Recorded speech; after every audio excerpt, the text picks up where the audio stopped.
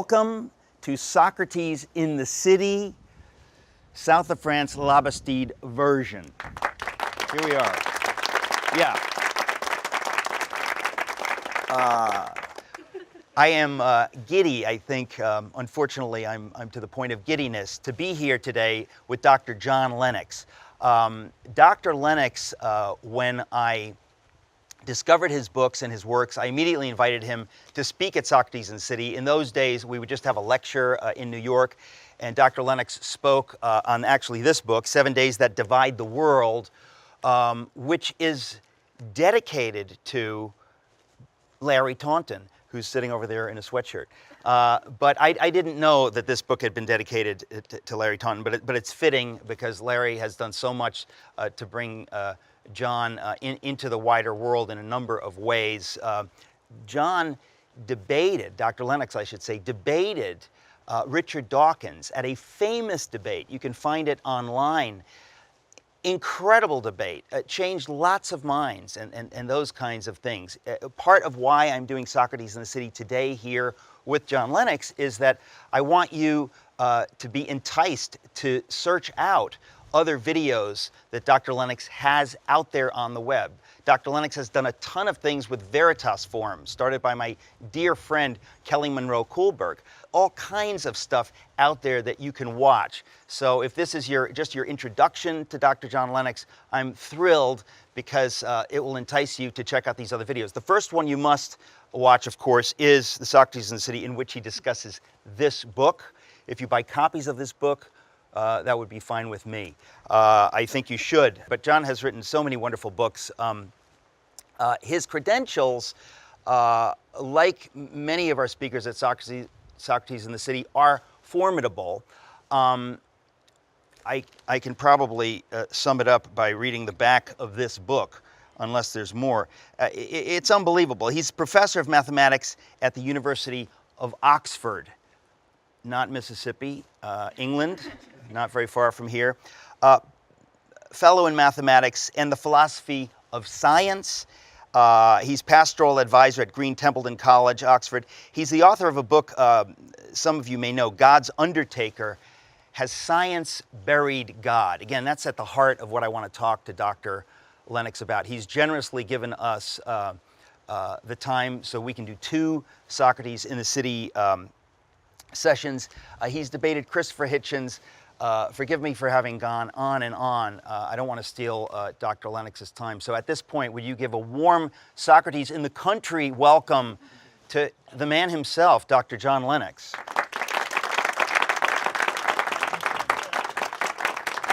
There we go. All right. Dr. Lennox, here we are. Thank you, thank you, thank you, thank you, and praise God that you're here. I'm just really grateful to you.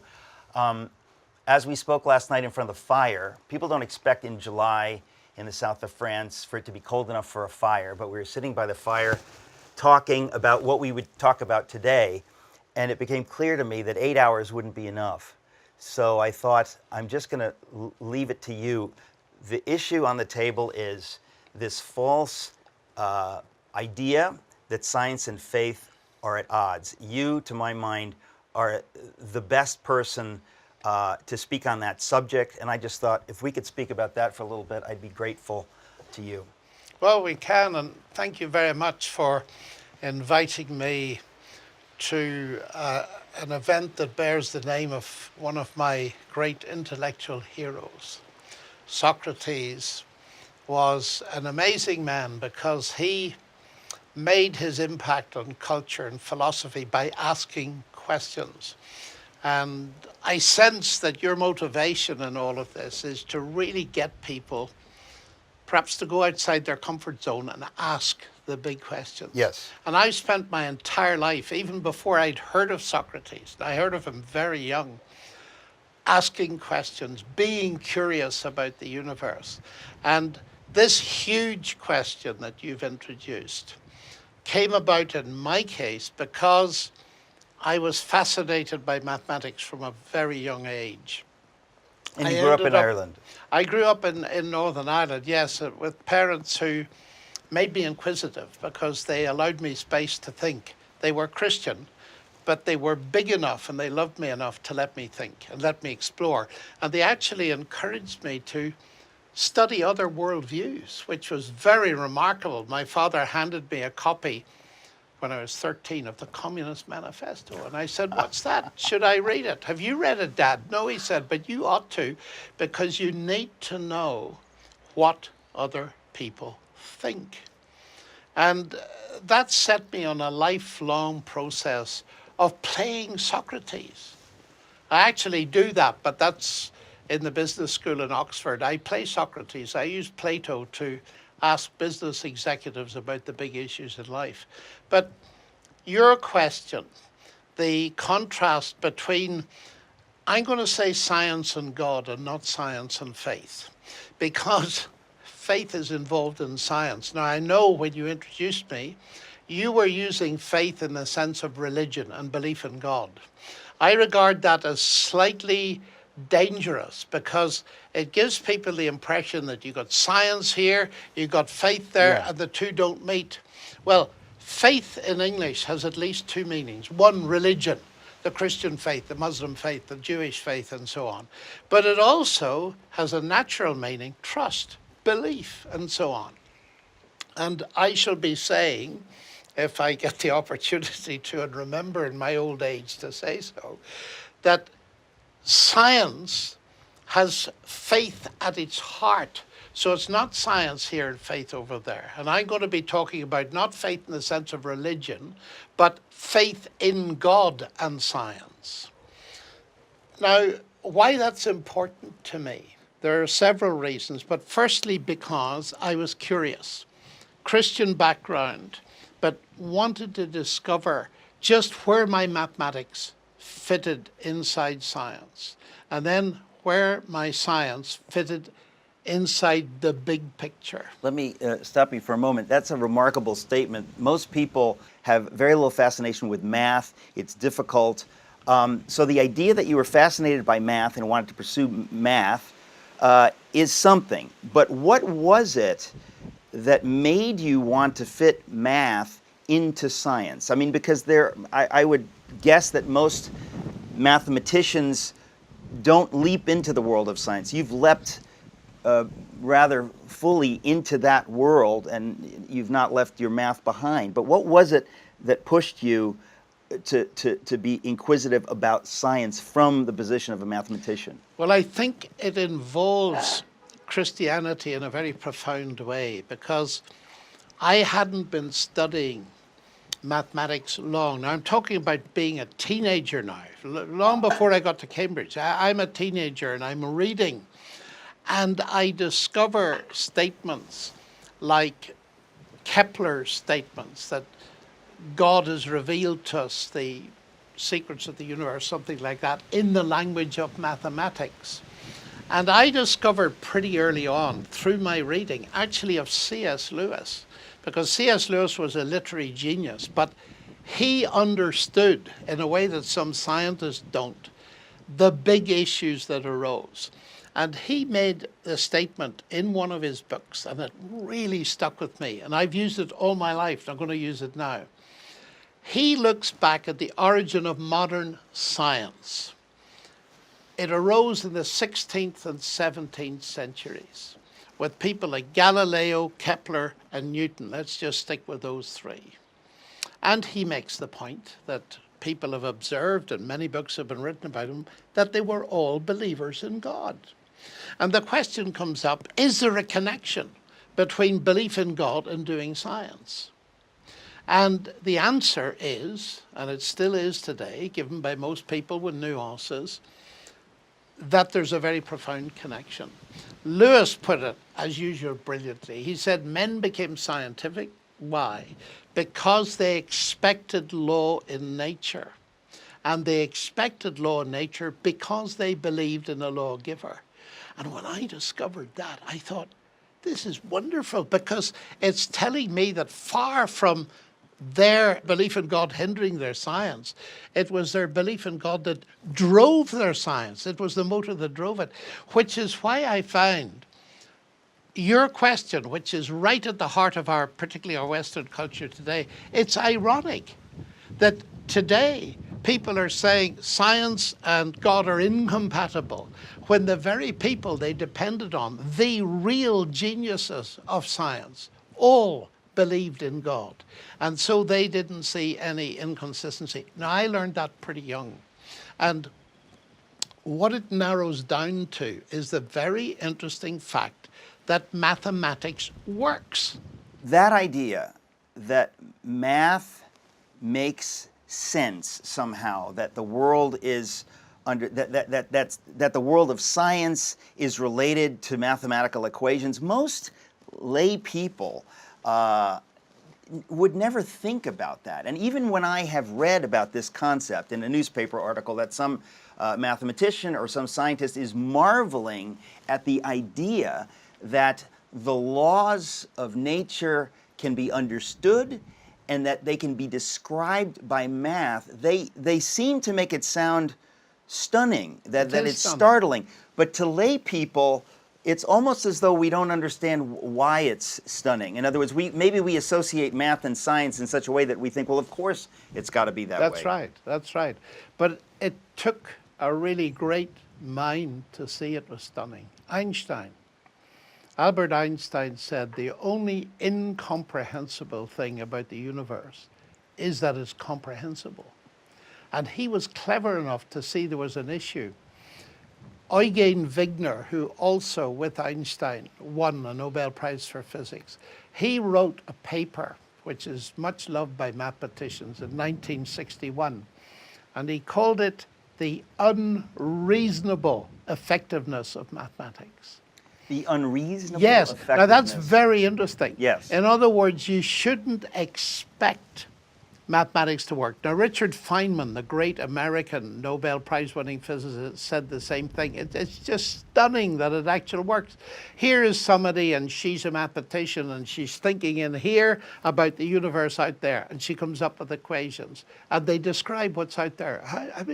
How does that possibly work in such a way that it gives us power over these things? Newton, law of gravity and his laws of motion alone, without even Einstein's corrections, can help us send a person to the moon. How does that actually work?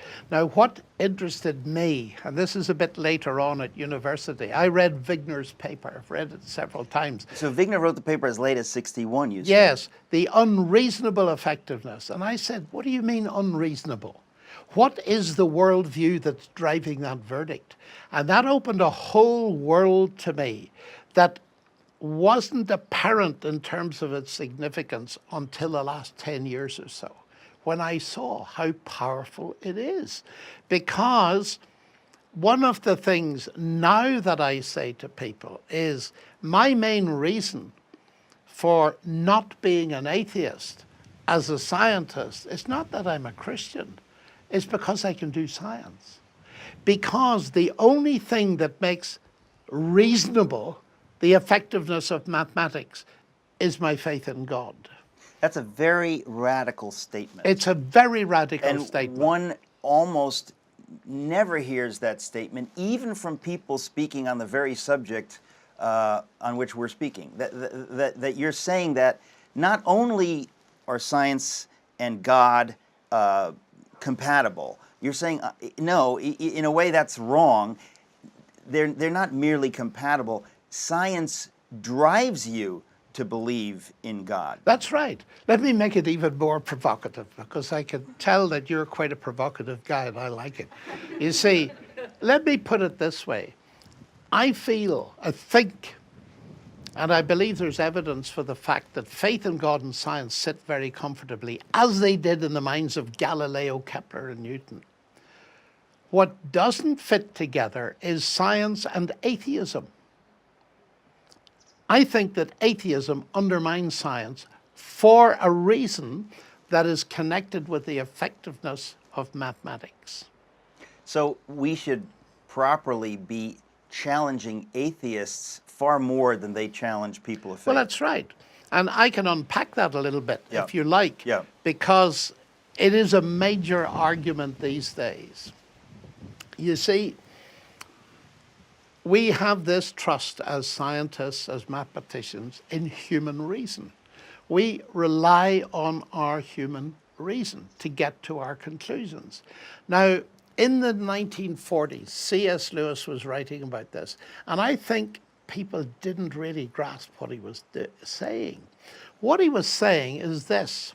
He said, any theory of mind that undermines the validity of human reason cannot be true, because you reach that theory by reasoning. Okay. Okay. Again, this is another It's- heavy one. I want to pause. Yes, it's beautiful. These are big ideas, but they're very, very important ideas. He phrased it in such a way, Lewis did, at some point, I can't remember the exact quote, but he says, if the universe made no sense, or if the universe were absurd, if the universe made no sense, we should never have discovered that. We never would be able to discover that. That is part of it. That goes down to the root of it.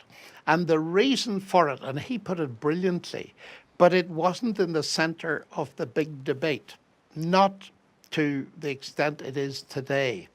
Because what's happened in the last 4 or 5 years is that a very prominent atheist is beginning to use Lewis's arguments. And that has changed the balance completely. And who is that? It's Thomas Nagel. In New York City. In New York City, NYU. that's right. That's right. But if you like, I'll backtrack a bit so that we can unpack this so that it makes a kind of sense. Yeah. Lewis is suggesting that if you undermine the validity of reason, your theory's wrong. Now, I'm suggesting that that's why Wigner said mathematics is unreasonably effective, because his worldview, which was atheistic, followed to its logical conclusion, actually destroys rational thought. Yes. Now, let me put it in the form of a discussion I frequently have. I tease people, my fellow colleagues. They like being teased, you see. And I say to them, tell me what you do science with. And of course, if they're in the physical sciences, they'll tell me about some very expensive piece of equipment. They've got $1 billion. I said, no, I don't mean that. I mean, oh, they say, you mean and they're about to say mind when they remember it's not politically correct to say mind. So they say, I had no idea things have gotten to the point where it's no longer politically correct to say mind. oh yes, you've got to say brain. The mind is the brain, because everything is physical, you see. Okay. Everything can be reduced to physics. I was going to say, let's make sure that that's clear to the audience. Yes. Because this is an amazing idea. The idea that the mind is not the same as the brain. The idea that if we were only moist robots, as somebody disgustingly put it. Yeah, computing meat. Computing meat. If that were the case, then in effect, anything like a computer ought to develop consciousness, but nothing that we ever know of except humans has consciousness. So the mind is separate from our mere brains, but it has gotten to the point, and I just wanted to annotate that or underscore that you're saying that in the world of science at Oxford, people are afraid to use the word mind because it implies that there's something beyond the physical material brain. Well, yes, that's right, but it's not all people. If we step back from this, let's put this in a bigger framework. What we're up against in the culture is the logical conclusion of a materialistic view of the universe. See, let's go back to Socrates and Plato, because that'll help make things clear. In the world of their time, about 300 BC or so, the Greeks were divided in their view of the big question. What is the nature of ultimate reality? Now, Socrates, Plato, and Aristotle all believed in the gods. They believed there was something more than the physical universe. But Democritus and Leucippus, who were geniuses because they developed the atomic theory. And the atomic theory is one of the most important things ever discovered. Richard Feynman actually made a very interesting statement. He said, if all of science was lost, all of science was lost, but there was one result that we could preserve to pass to the next generation, just one. it would have to be the atomic theory, that everything is made of atoms. Now, atomos means indivisible. We know they're divisible, but the basic idea is there is stuff, very tiny stuff, and everything, but everything is made of that stuff. Now But I have to say, as proud as I am to be a Greek, the idea that someone in Greece in the 4th century, Democritus, came up with that idea, how in the world, without going into this too much, but how could they back then have come up with this idea? Well, by a brilliant piece of reasoning. They could take a piece of wood and they could cut it, and it was smaller and smaller and smaller and smaller, and they reckoned there must be a point at which that process stops by something that couldn't be cut. And this is the basic stuff of reality. But then they made a leap that this would be all of reality. Now that view barrels up through the centuries, and it sits in Oxford. It's in fact the dominant philosophy in Western academia, and we call it materialism. Now there's another version which we call naturalism. They're both atheistic. They both deny anything beyond, but some give a little bit more weight to the existence of mind that's independent of matter. Now, if you are a materialist, then you're going to say that when everything else is said, mind reduces to brain. That's all it is. Brain reduces to physics and chemistry, and all we are is physics and chemistry. Now, back to my little story, you see. Let's suppose that's true for a minute. And I say to my friends, tell me what you do science with. I do it with my brain. Tell me about your brain. I have great fun with this. I love it. Tell me about your brain. What is the brain? Give me the short story. Well, the short story is the brain is the end product of a mindless, unguided process. And I look at them and I smile and I say this, and you trust it. You trust it.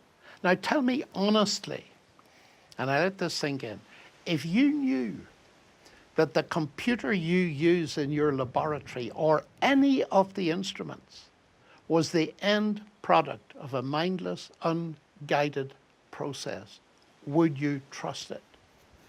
I've never had the answer yes to that. No. And yet, now I say, there's a problem there. Can you not see that you are using something that your theories, that is your philosophy, your worldview of what is ultimate reality, is destroying the very thing you want to trust? I regard that as totally inconsistent. Now, from where I sit, atoms aren't ultimate reality. Ultimate reality is God, who is mind. You've got it exactly the wrong way round. The fundamental stuff of the universe is not mass energy, it's spirit. God is spirit, he's not material. And therefore, I believe mathematics is very reasonably effective. Because mathematics, being a product of the human mind, is a reflection of the God in whose image we are made. And that is why science rocketed up in the 16th century, because that's exactly what Newton and company believed. Couldn't you take this even another step and say that the reason God gave us science, or gave us the kind of minds that would want to know and that would eventually discover that science can be the path to discovering everything else, was so that in the end we would discover Him? In other words, it seems to me that God, and this would really upset scientific atheists, but to say that the whole point of science is to discover the God who created the universe. That's why the Lord gave us a planet where we have a transparent atmosphere, and we can see the stars, and we can discover all kinds of things. That God designed the universe and designed us in such a way that we would, by doing science, ultimately discover Him. That's right. Let me tell you a little story that illustrates this beautifully, full of irony. Larry Taunton, whom you mentioned, and under whose auspices we sit here so delightfully, he organized my big debate with Richard Dawkins. But he organized a second debate with Dawkins in the Natural History Museum in the University of Oxford. In the same place where a famous debate happened That in is where, 1860. that's right, between Thomas Huxley and Wilberforce, you see, Bishop Wilberforce. The bishop, the son of William Wilberforce. Yes, that's right. It was an amazing situation. Now, when I walked into that debate, I suddenly remembered that there was a deep motive for building the building in which we were having the debate. I checked with the people on the desk, they'd never heard of it. I didn't have Wi-Fi. I couldn't get into it. So in the middle of the debate, I said to Richard, who had worked for years in that building, he had an office in that building. I said to him, I think there's a connection between this building and demonstrating the glory of God through science. Oh no, there's no connection whatsoever, you see. Yeah. Now, of course, we checked later and we discovered this is a wonderful thing. That building, which has scientific exhibits, and it is a beautiful building, was built with excess profits from the sale of Bibles by Oxford University Press, and it was dedicated by its founder to the glory of God, so that people could see the magnificence of God in creation. Now, coming more precisely into the point you're making, Eric, I agree with you entirely. I think properly understood, this kind of thing, science, mathematics, is a pathway to appreciating God. Now, you're saying a lot there, because I think we can narrow that down and make a lot out of it, but just in a moment, because I'd like to finish the first point about the mind and how it's come into the center of the contemporary debate. One of the most distinguished philosophers in the world is Alvin Plantinga, who was at Notre Dame and is now retired, but he's a brilliant writer and he writes full of wit. But he makes a point roughly like this. He says that Dawkins is right, that our brain and our minds are simply the result of the random permutations of atoms in the universe. Then he has given us every reason to doubt not only his atheism, but his science. In fact, he's given us every reason to doubt any form of rationality at all. So it self-destructs. Now, that's marvelous, but when Thomas Nagel wrote a book with the most explosive subtitle I've ever seen. And then, by the way, this is The Atheist at NYU. This is not only the atheist at NYU, this is a man who's a hard atheist. He has written he does not want there to be a God. Not simply he doesn't believe in God, he doesn't want there to be a God. So he's no prejudice. But he wrote this book, and when I came across it first, say that again, that title? Mind and Cosmos, Why the Neo-Darwinian View of the World is Almost Certainly False. I thought, what? And then I read it, and he starts by saying, I want to defend. I couldn't believe what I was reading. I want to defend the naive, untutored view that there's something seriously questionable about the idea that everything we see, all living things, etc., came about by random, unguided processes. I want to defend that. And very interestingly, in the first couple of pages, he defends Stephen Meyer. I've never seen anyone. You were talking about Stephen Meyer. Stephen Meyer, for those who don't know, Stephen Meyer is one of the great scientific minds who almost invented the idea of intelligent design. He's at the Discovery Institute. Well, he didn't quite invent it. Well, it goes back to scripture, actually. he has written the modern some idea. Impressive stuff. Yeah. And his book Signature in the Cell unpacks this all kind of thing. But to see him defended by an atheist, I thought this is amazing. So I've read this book several times, and I've put some of it into some of my books. But at a certain point he says that here's the problem.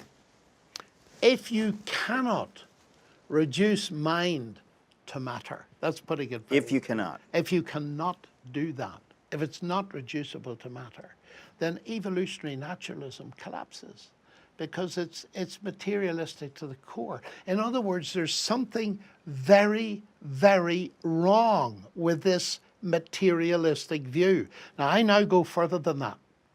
I say, look, we are in the information age.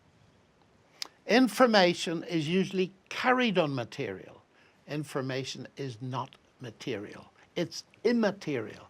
Now here's a wonderful thing. This is another huge idea. It is. Information is immaterial. Yes. So if all you believe in is the material universe, information itself doesn't make sense. It does make sense, yes, absolutely. You'll it does make sense. But you'll have to explain how information is immaterial. Well, suppose I want to carry a message. I'm sitting on top of a mountain in Washington State, my favorite mountain up there with the snow on it. You know that mountain? I do. And I'm sitting on Rainier. Rainier. So I make smoke signals, and up they go into the air, and they're seen by some Indians 20 miles away. But they're more intelligent than me, so they've got a telephone. So they pick up the telephone, they convey the information to somebody else who types it on the internet, and it's received in Oxford. The information that's received in Oxford is not material. Material things have been used to get it there, but it itself is not material. And this gives people great difficulty. But is the idea behind that, if my eyes read letters on a wall, I'm reading a sign, Yes. the letters on the sign are material. Yes. I am material. Yes. But what I gather from the letters The concept is not material. reducible on any level to the material. No. In other words, it's not as if something has been beamed into my brain. My eyes can look at the shapes, but turning it into information is somehow immaterial. Let me illustrate this with what actually has happened to me several times. I'm sitting at dinner, and we have lovely dinners at Oxford, you know, in our college, and the seat placings are fixed. And one night, I found myself beside a very eminent biochemist.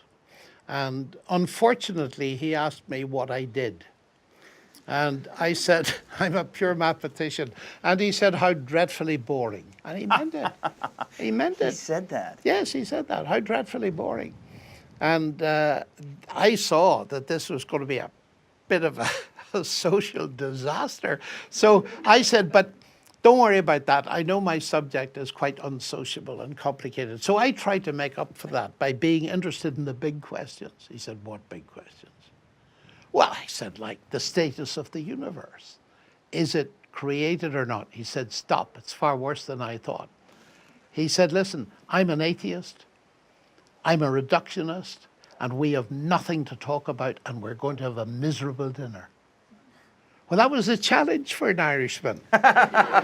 So I looked at him and I said, with a great grin, because I grin, you know, when I'm panicking. A great grin, I say to him, no, we're going to have a marvelously interesting evening. He said, why is that? Well, I said, I'm fascinated by reductionism. I know at least 3 kinds. Which kind are you? Well, that was a bit difficult. So I helped him out because I'm also quite a kind, friendly Irishman. Yeah, you're very generous. So I said to him, look, you got a problem, I got a problem. You in biochemistry, me in mathematics, we split it up into little problems. Try and solve them, get insight on the big problem. He said, I do that. I said, I do that. That's methodological reductionism. I said, we both do that. So we have something to talk about. But he said, I'm not that kind of reductionist. I said, I know you're not. You are an ontological reductionist. Ontos, Greek for being. You believe everything can be reduced to physics and chemistry. He said, exactly. And that's why we've nothing to talk about. I said, we have. Why don't we do an experiment? He said, what? I said, you heard me. why don't we do an experiment? But he says, this is dinner. I said, yes, but it's Oxford. And he said, what's the experiment? I picked up the menu. And he said, what's the problem with the menu? Roast chicken. I said, that's the problem. For you, not for me. He said, why? I said, R-O-A-S-T. Those are marks on paper. Yes, they are, but they say roast chicken. I said, how do you know? Well, he said, I've learned English. Oh, I said, that's very interesting. You've learned English, and you give those marks a meaning, and you're a reductionist. Everything physics and chemistry. I said, okay, you explain to me how those marks convey the idea of roast chicken, and just use the material of the paper and ink. Dead silence. This is maybe not for you, but for most of us, this is a very deep, or as we say, heavy idea. It's at the heart of everything. Yes, but it's I've an never attempt to heard, answer your question. but I've never heard anyone but you talk about this issue, and I was hoping you'd bring it up, or we would come to it. But Yes. this is a fascinating idea. And it goes to the heart of all we've been discussing so far about the mind and material. He looked at it, and it was very funny, actually. I must say this, because his wife was there. And she said it too loudly, she said, get out of that if you can. But what was amazing, he did not try. After a minute or so, he said, it cannot be done. He was sharp enough to see that. But it was devastating for a man of his eminence. He said, John, now he's getting friendly, I have been going to my laboratory for 40 years thinking that could be done. 40 years. So he saw through it. He saw through it like that, like a flash. And I tried to play devil's advocate, which I can be reasonably good at. And I said, but physics and chemistry, properly spoken, have only been going 500 or 600 years. He said, it doesn't matter. You must have a mind. And he got it, you see. And this is what we're about. That the moment you see language, and this is where I want to blow a hole in the popular conception that all explanation goes from the simple to the complex. It's reductionist. Dawkins wants to explain elephants, as he says, in terms of the bits and pieces that physicists work on. I say that's marvelous where it works, and it does work.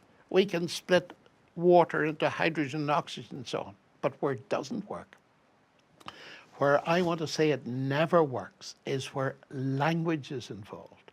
Now, the interesting thing is this. Here's a man who works on DNA. So I say, look, R-O-A-S-T is 5 letters. You saw those 5 letters and you immediately postulated a mind. Now tell me about DNA, which is 3.5 billion letters, all in the right letters, of course, in a chemical alphabet, but they code. We talk about the genetic code and we're not embarrassed about it. So it's semiotic. It indicates, it's a sign, semeion, a sign. It indicates something that is meaning. What about that? Oh, he said that's chance and the laws of nature. I said, come on. R-O-A-S-T, mind. 3.5 billion letters in the right order, and the longest word we've ever discovered, no mind. There's something odd going on. And I want to maintain that Nagel is right. He's onto something. And it'll be very interesting to see how that thinking develops. One of the most powerful evidences to my mind that there is an eternal mind behind the universe is, first of all, that we can do science, that we can do it in the language of mathematics, that we have language that we can use. We can use abstract concepts that are not material to describe things that are physical. All of that points in one direction and one direction only, and it's this: in the beginning was the Word, not the particles. as I listen to you, I think to myself, the pity is that I assume most people working in science, most atheistic materialists, are never confronted with these questions. They never are forced, as this poor soul was at the dinner in Oxford, to deal with this question. And it's to his great credit that he dealt with it honestly. It is. And what you just said resonates with me because of an experience I had not long ago. I was invited to give a prestigious lecture in a very famous American university.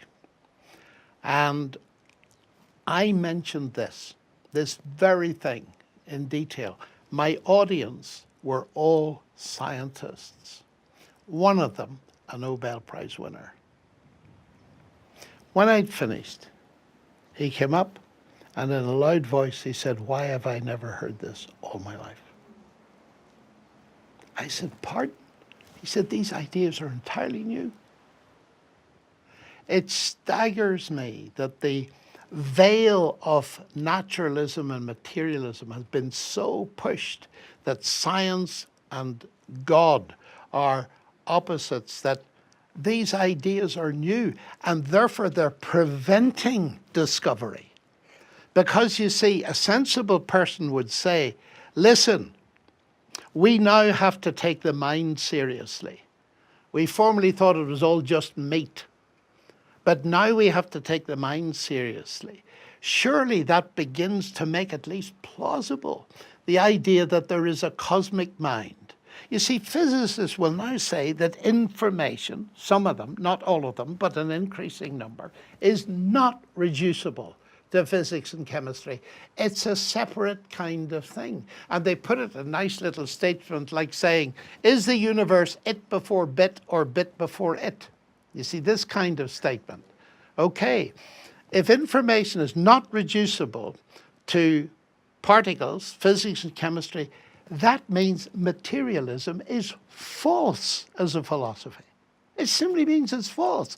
And therefore, a science that is purely materialistic is not going to encompass a huge area of reality.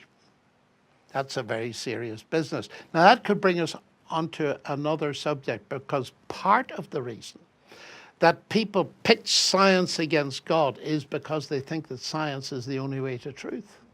A couple of things that I'm pulling out from what you're saying. It's not as though I haven't thought of them before, but it's really clear as I listen to you that materialism is on the ropes in a way that it has not been for quite some time. I think so. There's been a fascist lockstep in the academy, no different from the church's attempt to squash Galileo. The irony is that now those in power attempting to squash something, those who are threatened, are the scientific materialist establishment. They are deeply threatened, and they are trying to squash truth in precisely the way they accused the church of trying to squash Galileo. But in a beautiful historical irony. Yeah, it's an amazing. extraordinary historical irony. Well, because, if I might interject there, the myth is that here was Galileo, the great atheist scientist, making vast progress, and the ignorant church was opposing him. When the reality is Galileo was a believer when he started and when he finished. And the church weren't the first to criticize him. It was the Italian philosophers. Why? Because they bought into Aristotle's idea that the earth didn't move. Everything moved around the earth. And the church thought that the Bible said the same, so they jumped on the bandwagon. The irony is, here was Galileo who believed the Bible, and he was right and they were wrong. And it was the whole worldview of the scientific establishment and philosophical establishment, with the church hanging onto the Catholic Church hanging onto their coattails. But what it needs to be seen as to what it is, Galileo was actually introducing a more biblical worldview into it. And he was right in challenging the domination of Aristotle. Now, the equivalent today is Aristotle has been replaced by materialists. It's not that they believe that the earth doesn't move anymore, but they believe there's nothing but earth in the universe, so to speak. There's nothing but material. And that is being challenged. The irony is then and now that Galileo, the believer in the Bible, was right. It's all hilarious and ironic. And sad. And sad. Well, the idea, too, that it is Christians, believers today who are calling scientists to be more scientific. Well, in that sense, I think what we're trying to say is actually a number of things. I'm passionate about science, but making science the only avenue to truth is very dangerous, and it's logically absurd.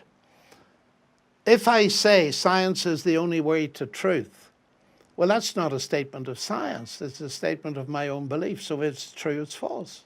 It self-destructs. It's ridiculous. It's certainly not scientific. Yes, so therefore it's false, because if science is the Right, only way to right. truth, you didn't reach that by science, so therefore, if it's true, it's false. Irony of ironies. I think that's a good place to stop. I don't like to stop. This is so enjoyable. Well, we can carry it on next time. We can carry it on. Ladies and gentlemen at La Bastide, how about a warm round of applause for Professor Dr. John Lennox. Thank you, Dr. Lennox.